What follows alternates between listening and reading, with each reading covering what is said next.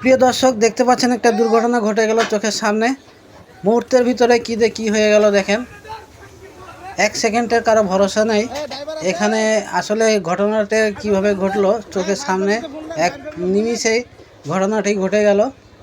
কার জীবনে কি হতে পারে এটা অনেকে ভাবতেও পারেন না। আপনারা রাস্তাঘাটে যারা চলাচল করেন সাবধানে চলাচল করবেন।